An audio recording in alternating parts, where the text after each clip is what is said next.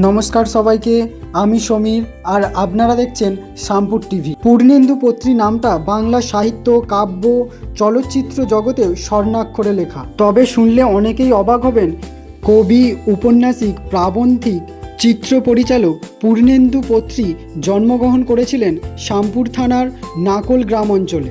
আমরা এই মুহূর্তে রয়েছি নাকল গ্রামের পূর্ণেন্দু পত্রীর বাসভবনে।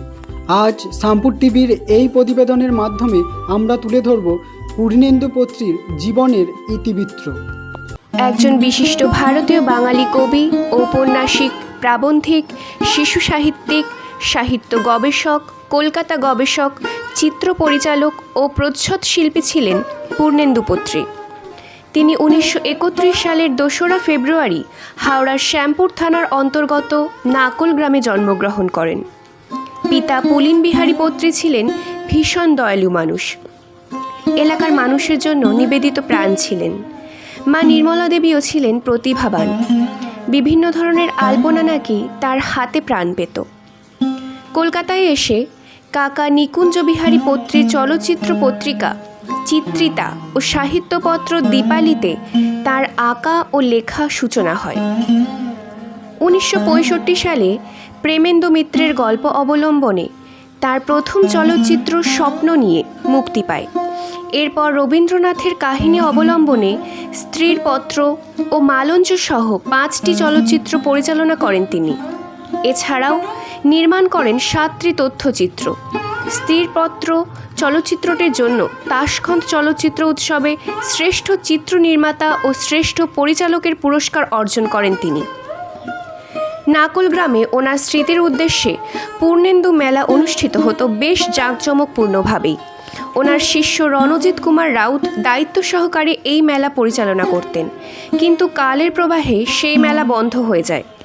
তবে রণজিৎবাবু নিজের গুরু পূর্ণেন্দু পত্রীর স্মৃতি উদ্দেশ্যে বেলারি অঞ্চলের ধান্দালি গ্রামে গড়ে তুলেছেন পূর্ণেন্দু স্মৃতি শিল্পগ্রাম। আপনারাও চাইলে ঢু মেরে আসতে পারেন সেই পূর্ণেন্দু স্মৃতি শিল্পগ্রামে।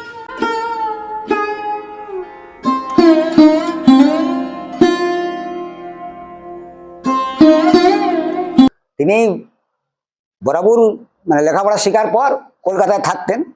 পিতা হচ্ছে পুলিন বিহারী পত্রী পিতা, তিনি এখানে থাকতেন, মা থাকতেন, আর তিনি মাঝে মাঝে আসতেন এবং এসে এখানে নাকল গ্রামে সব শুটিং করতেন। হ্যাঁ, আর তারপরে শুটিং টুটিং নিয়ে আবার চলে মাঝে মাঝে আসতো। হ্যাঁ হ্যাঁ, এখানে মোটামুটি ওই তো এসে ওই ফটো ফটো তুলতো, সিনেমা সব নদীর ধার যেত, গ্রামের সমস্ত ফটো তুলতো। হ্যাঁ, আরো ওনার নামে মেলা হতো, আর মেলা টেলা এইখানে মেলা হতো। মেলা বলে বাবা খুব ভালো মানুষ, খুব ভালো মানুষ, মাও খুব ভালো। পাড়ার ছেলের দিকে এইসব বাচ্চা বাচ্চা তখন তো খুব খুব টানাটানির সময়, জামা প্যান্ট ছোট ছোট বা পুজোর সময় দেয়া থেয়া উনি করতেন, দান দান ধ্যান করতেন পুজোর সময় আর কি। এমনি আবার কেউ তখন তো সব খুবই খাওয়া দাওয়ার খুবই কষ্ট, খেতে পেত না অর্ধেক লোক, সেই সময় কিছু দান ধ্যান করতো। হ্যাঁ, পাড়ার লোককে আর কি, যে আমার বাড়িতে আজ ভাত হবে নি, তো এতে কিছু চাল ডাল দিত।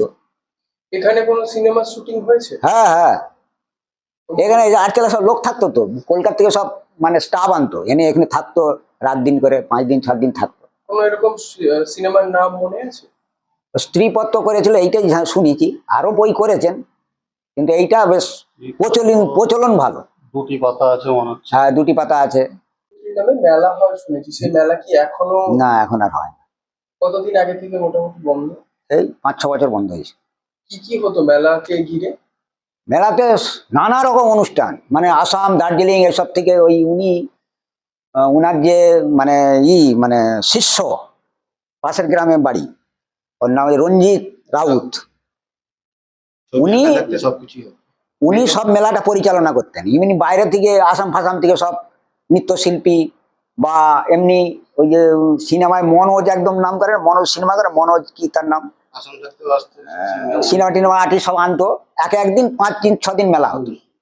আর নানা রকম দোকানদানি বসতো। তো পূর্ণেন্দু পত্রীকে ঘিরে তার স্মৃতির উদ্দেশ্যে রঞ্জিত রাউত সেটা শিল্পগ্রামটা তৈরি করেছে। হ্যাঁ, এখন সেটা বলে 58 গেটে হয়।